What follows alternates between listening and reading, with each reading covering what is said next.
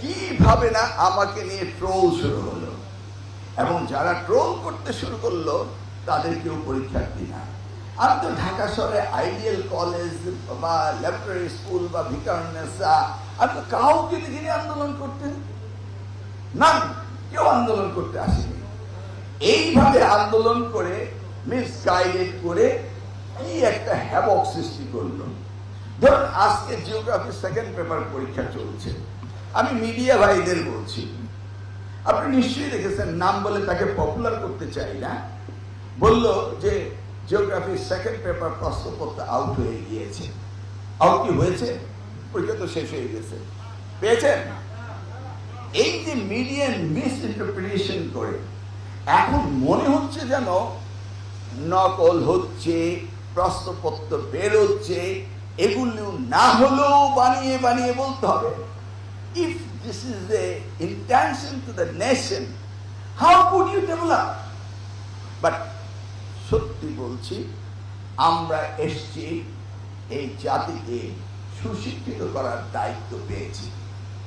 যে যত ট্রোলিং করেন না কেন, যে যত অপবাদই করেন না কেন, আমাদের সঠিক দায়িত্ব থেকে আপনারা বিচ্যুত করতে পারবেন না।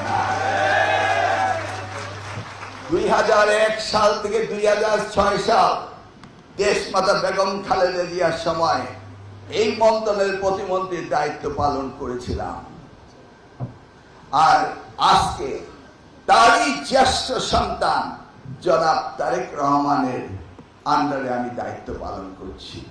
কি করে আপনারা ভাবতে পারেন যে অন্যায়কে প্রশ্রয় দিতে আমাকে নির্দেশ দেওয়া হবে? নগদ নিয়ে এলো হার না মানা হার অফার। সর্বনিম্ন 10,000 টাকা রেমিটেন্স নগদে পাঠালে থাকছে স্বর্ণের হার জেতার সুযোগ।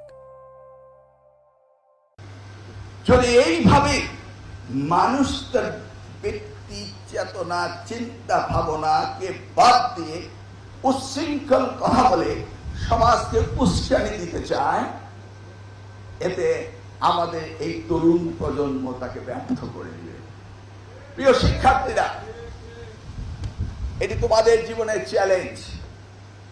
আমি আগে থেকে ঘুরিয়ে বলছি, এই বাংলাদেশ হতে হবে এডুকেশনাল হাব। এই বাংলাদেশে পৃথিবী থেকে লোকজন পড়তে আসবে, সেই আদলে ইউনিভার্সিটি আমরা বানাচ্ছি।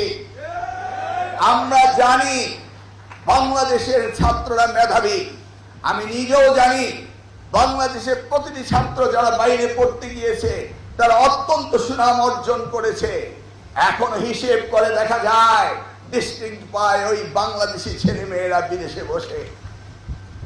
তাহলে আমরা কেন পারবো না এই এডুকেশন হাব করতে? আমরা কেন পারবো না $40 বিলিয়ন বিজনেস করতে চায় ব্রিটিশ ইউকে? আমরা কেন পারবো না $100 বিলিয়ন বিজনেস করতে এই বাংলাদেশে?